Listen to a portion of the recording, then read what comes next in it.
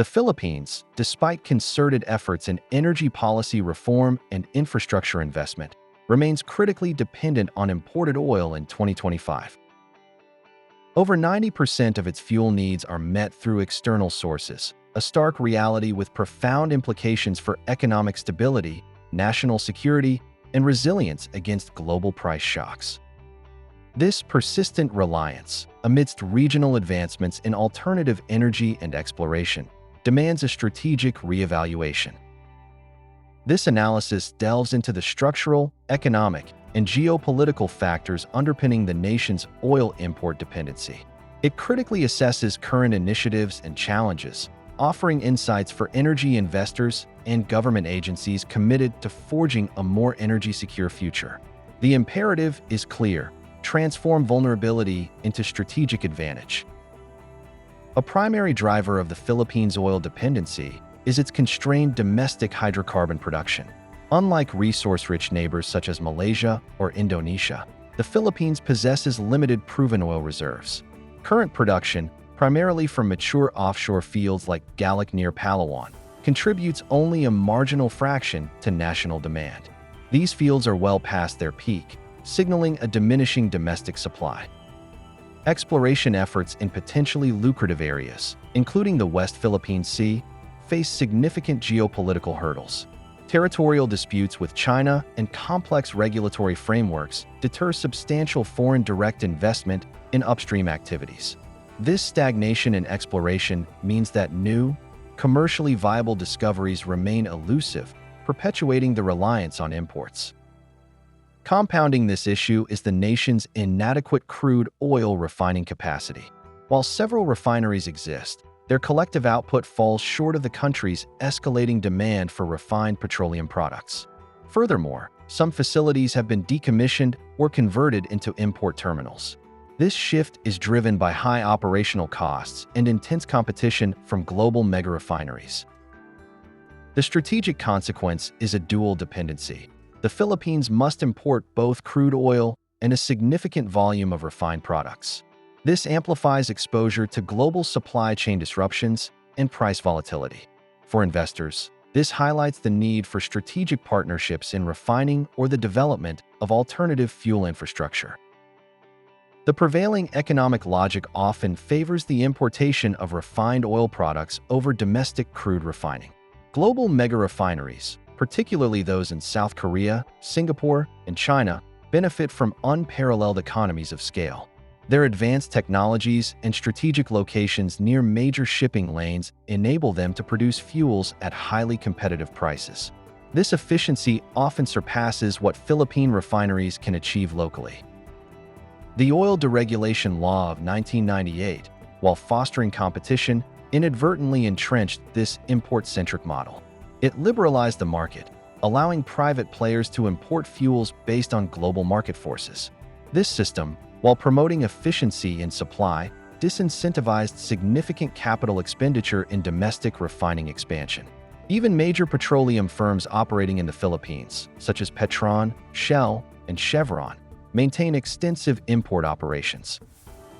From a strategic planning perspective, this economic reality presents a dilemma. While cost efficiency is paramount, the lack of robust domestic refining capacity compromises energy security. It limits the nation's ability to process its own crude should significant discoveries be made, and leaves it vulnerable to disruptions in regional refining hubs. Government agencies must weigh the economic benefits of imports against the strategic imperative of domestic processing capabilities. For energy investors, this landscape suggests opportunities in logistics and distribution, but also highlights the high barriers to entry for new, large-scale refining projects. Policy incentives would be crucial to shift this economic calculus towards greater domestic value addition. The Philippines' over 90% reliance on external fuel sources renders it acutely vulnerable to global energy market fluctuations. Events such as geopolitical conflicts, OPEC production adjustments, or disruptions in critical shipping lanes, e.g., the Red Sea, directly translate into domestic fuel price hikes. These increases ripple through the economy, impacting transportation costs, electricity generation, and food prices, ultimately affecting inflation and household budgets. To mitigate these immediate risks, the Philippine government has implemented several reactive measures. These include requiring oil companies to maintain a minimum 30-day strategic fuel inventory. Additionally, mechanisms like fuel subsidies and targeted discounts for vulnerable sectors, such as public transport drivers and farmers, are activated when global crude prices exceed predefined thresholds. These measures aim to cushion the socioeconomic impact of price shocks. However, these are largely symptomatic treatments rather than fundamental solutions. They address the immediate effects of dependency but do not tackle its root cause. From a strategic planning standpoint, relying on reactive subsidies is fiscally unsustainable in the long term and does not enhance intrinsic energy security. It merely postpones the inevitable reckoning with structural vulnerabilities. For government agencies, the strategic imperative is to transition from reactive mitigation to proactive diversification and self-sufficiency. For investors, this vulnerability signals opportunities in alternative energy sources and energy efficiency technologies that can decouple the economy from volatile global oil markets. The long-term goal must be to build resilience, not just manage crises. In a strategic move to diversify its energy mix and reduce oil dependency, the Philippines has significantly invested in liquefied natural gas (LNG) infrastructure. Several LNG import terminals are now operational or under construction, primarily in Batangas. This initiative positions natural gas as a bridge fuel, facilitating the transition towards a greater share of renewable energy in the power sector. However, this transition introduces a new form of dependency. Like oil, LNG is predominantly imported, effectively swapping one external reliance for another. Furthermore, domestic natural gas production from the Malampaya field, a cornerstone of the country's energy supply for decades, is in decline and projected for depletion within the current decade. This necessitates even greater reliance on imported LNG to meet growing power demands. Infrastructure development for LNG and its distribution faces significant challenges. Regulatory delays, substantial financing gaps, and localized opposition often impede project timelines. These bottlenecks slow the pace of energy transition, delaying the shift to cleaner and more sustainable fuels. The lack of a comprehensive national gas master plan, including pipeline networks, further complicates efficient distribution and utilization. For energy investors, the LNG sector presents substantial opportunities in terminal development, regasification, and power generation. However, the strategic risk lies in the long-term viability of imported gas as a primary energy source, given global price volatility and supply chain risks. Government agencies must ensure that LNG serves its intended purpose as a bridge, not a permanent destination, while accelerating indigenous renewable energy development. While the Philippines has made commendable progress in expanding renewable energy (RE) in its electricity generation mix, with geothermal, solar, wind, and hydropower contributing a significant portion, the transportation sector remains overwhelmingly reliant on petroleum products. RE sources play a negligible role in fueling the nation's vast fleet of vehicles, from motorcycles to heavy trucks and maritime vessels. The Biofuels Act of 2006 mandated specific blends of ethanol in gasoline and biodiesel and diesel. However, local biofuel production has consistently lagged behind targets, necessitating imports of even these blended components from countries like the US and Brazil. This highlights a failure to develop a robust domestic biofuel industry, missing an opportunity for agricultural value addition and reduced oil imports. Electric vehicle (EV) adoption, while gaining traction, remains limited. High upfront costs, a nascent charging infrastructure, and insufficient public awareness are significant barriers. Until EVs become mainstream and are powered by a predominantly renewable grid, and until public transport options transition significantly to electric or other sustainable fuels, the country's demand for oil in the transport sector will remain structurally high. From a strategic planning perspective, this represents a critical gap. Decarbonizing transport is essential for both energy security and climate goals. For energy investors, This sector offers immense potential in EV charging infrastructure, battery technology, and sustainable public transport solutions. Government agencies must implement aggressive policies, including incentives and infrastructure development, to accelerate the electrification of transport and foster a domestic EV ecosystem.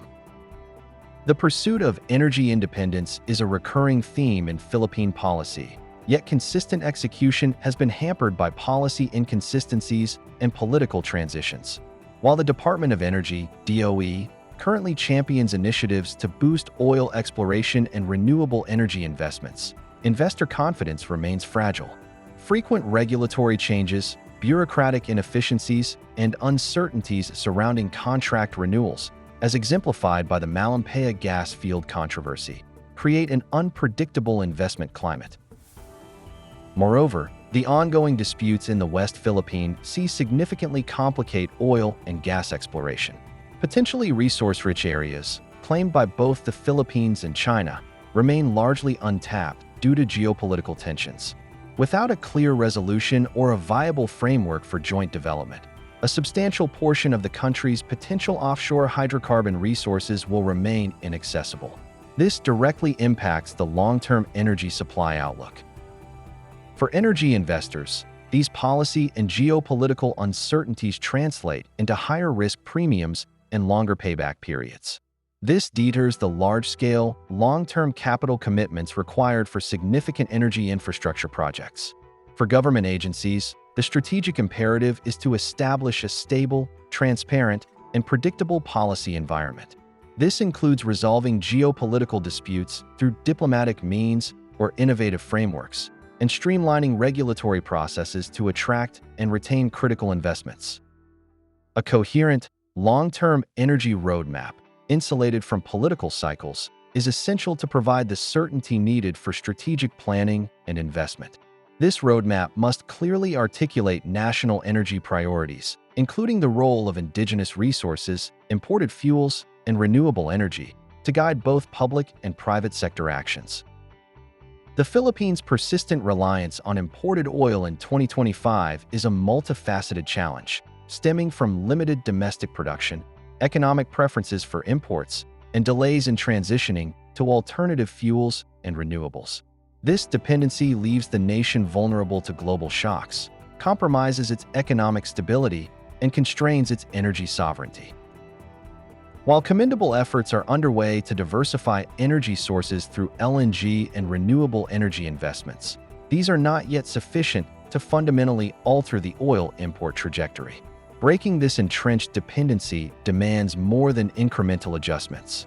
It requires bold political decisions, sustained regional cooperation, and a clear, long-term energy roadmap that prioritizes sustainability, resilience, and national interest above short-term expediency. For energy investors, the strategic shift towards energy security presents significant opportunities in renewable energy generation, smart grid technologies, energy storage, and the electrification of transport. Look for policy signals that support long-term, de-risked investments in these areas. Engage with government agencies to shape a predictable regulatory environment. For government agencies, develop and rigorously implement a comprehensive national energy security strategy.